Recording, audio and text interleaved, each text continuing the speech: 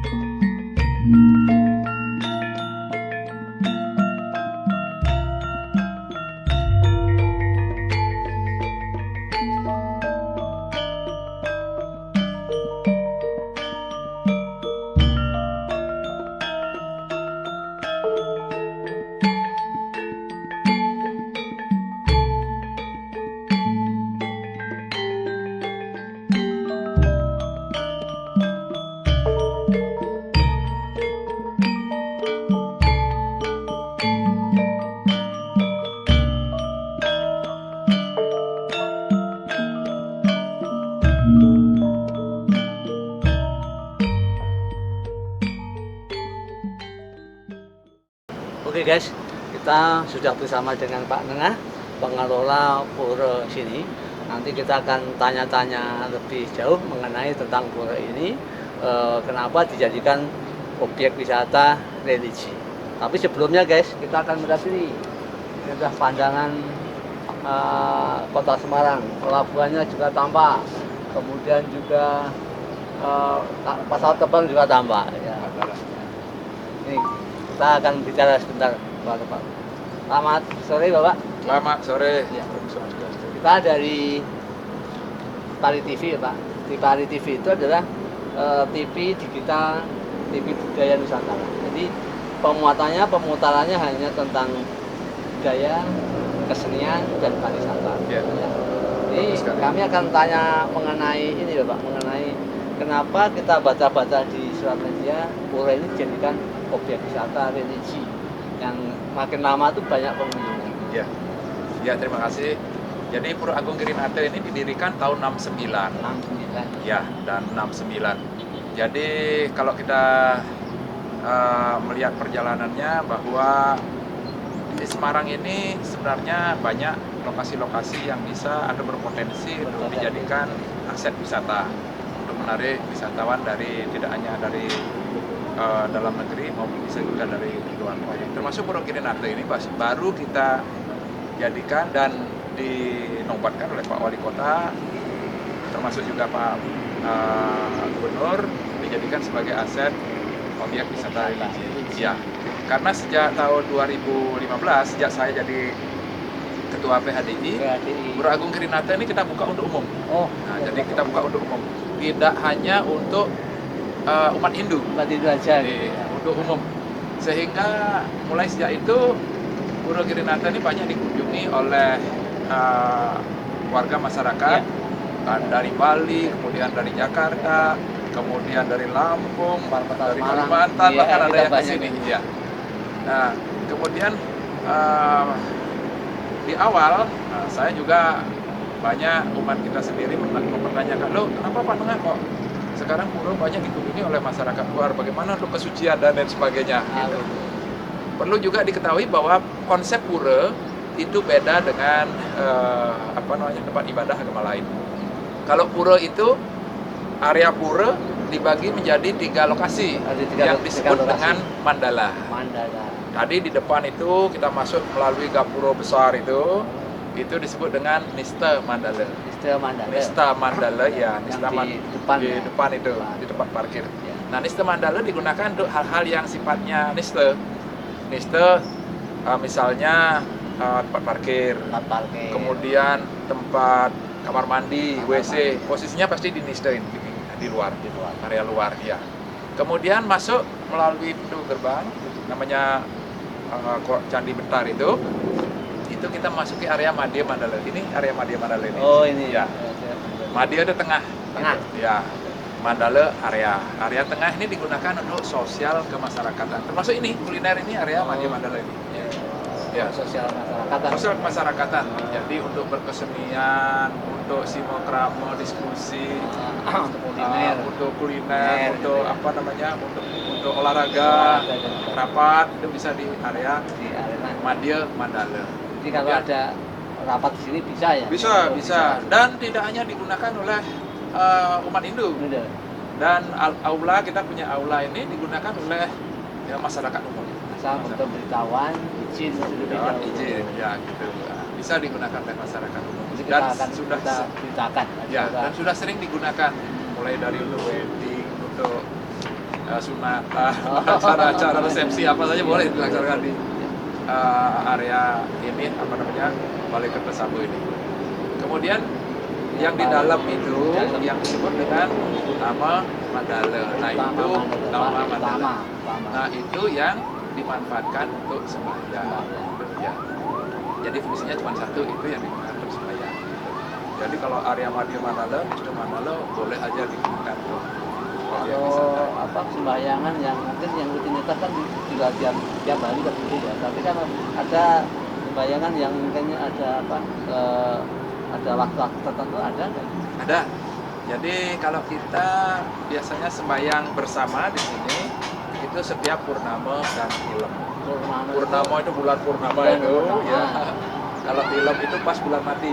Ini sebentar lagi dong, Pak. Ya sebentar lagi. Sebentar lagi. Ada persembayangan Ada di sana. persembayangan. Ya. Jadi menurut Hindu itulah hari baik untuk melaksanakan persembayangan bulan purnama dan bulan mati. Pasti ada persembayangan besar. Di samping ada hari-hari besar lainnya. Kalau enggak ya biasanya kita persembayangan banyak dilakukan persembayangan tomat.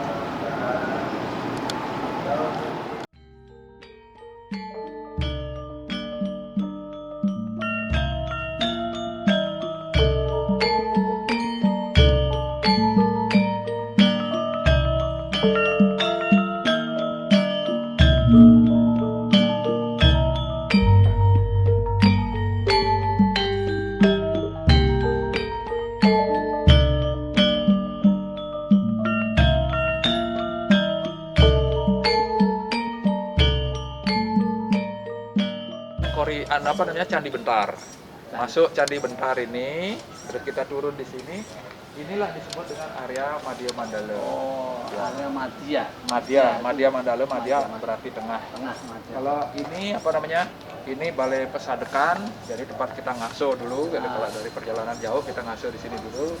Di sini ada disebut dengan Balai Pinandita. Jadi kalau ada pendeta datang ke sini dari Bali, pokoknya beliau istirahatnya di sini, nginap di sini. Nah, di situ Balai Kertasabenya digunakan untuk kegiatan umum sosial kemasyarakatan. Ya, Kertasabel. Sosial kemasyarakatan digunakan untuk ngadenan, cara pertemuan dalam skala besar dan kegiatan-kegiatan lain, seperti berkesenian. Nah, di sini kalau tidak COVID, malam tahun baru kita gunakan untuk pagelaran seni yang kita kasih judul Gelegar Tahun Baru dari Langit Pura Agung Girinata. Yang semua keseniannya dari Bali. Tidak hanya dari Bali, keseniannya campuran. Campuran di awal-awal memang dulu keseniannya Bali. Kemudian seiring perjalanan waktu, kita di sini dengan lingkungan sekitar ini kita ada kolaborasi. Kita punya Pok Darbit di sini, kelompok sadar wisata di Kelurahan Bendungan ini.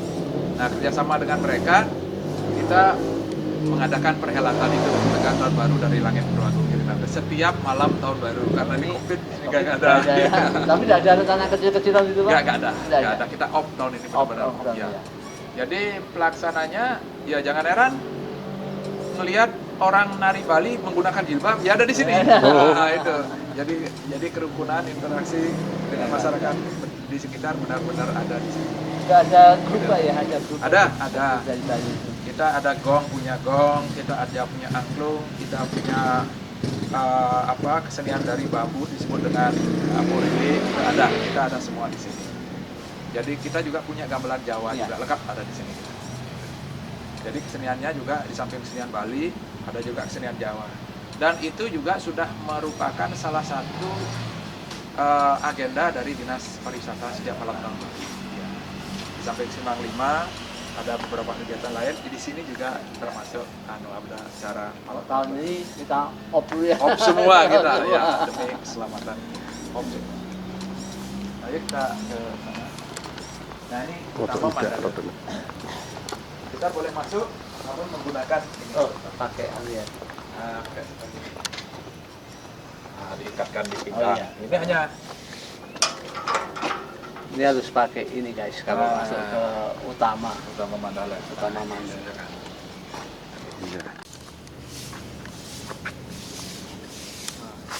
Nah sekarang kita masuk ke area utama Mandala. Jadi sebelum ada COVID itu kalau untuk tempat sembahyang Hindu memang sudah ada ketentuannya masuk lewat jalan yang sudah ditentukan.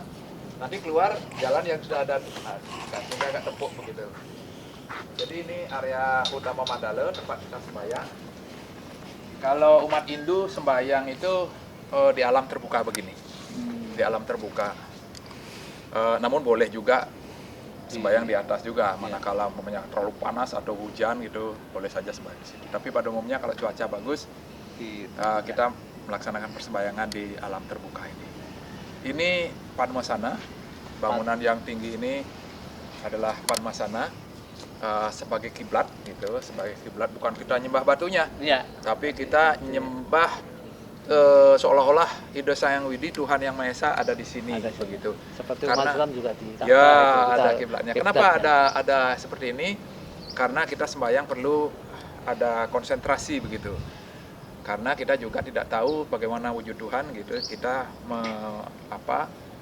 menginterpretasikan masing-masing seolah-olah Tuhan Kita ada di sini. ada di Makanya depan. kita supaya seragam, kita menghadap ke Padmasana. Untuk kekhusyuan. Ya, kekhusyuan demi kita melaksanakan persembahyangan. Ini balai panjang, disebut dengan balai ringgit. Kemudian di sini balai Pinandita. Pinandita itu yang kalau dalam skala besar, kalau punya upacara dalam skala besar, Pinanditanya ada di sini. Pemimpin sembahyang itu ada di Oh, sini. ada. Ya. Imamnya. Imamnya ada di sini posisinya. Kemudian di pojok itu ada yang disebut dengan gedong simpen.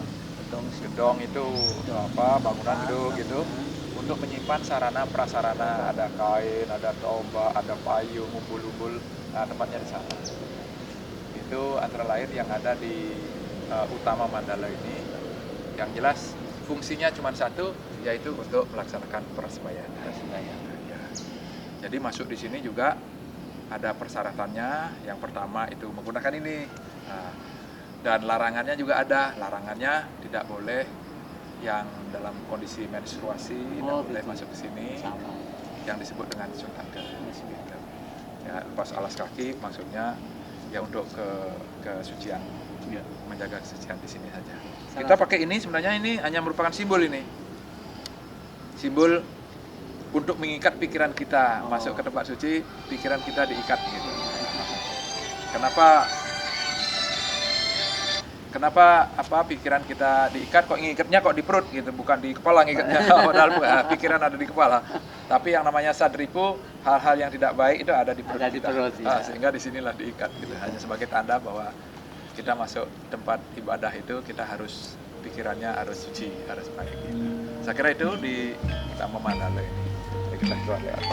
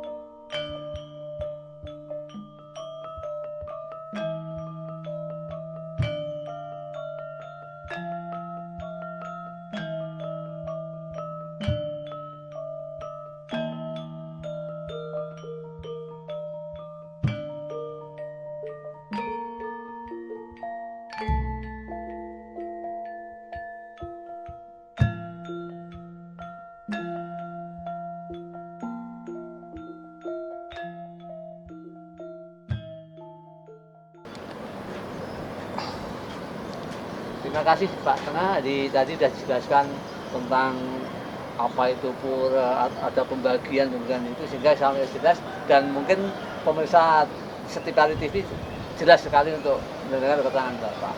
Dan kita sekali lagi terima kasih, dan nanti akan kita beritakan bahwa Pura ini adalah satu pura satu-satunya yang Kota Semarang yang sangat indah dan cocok untuk wisata religi. Ya, terima kasih dari Setiap Hari TV. Setiap Hari TV sudah hadir ke Pura Agung Girinate. Ini adalah merupakan satu-satunya pura kebanggaan Kota Semarang. Silahkan bagi seluruh warga masyarakat, jangan sungkan-sungkan untuk masuk ke Pura Agung Girinate.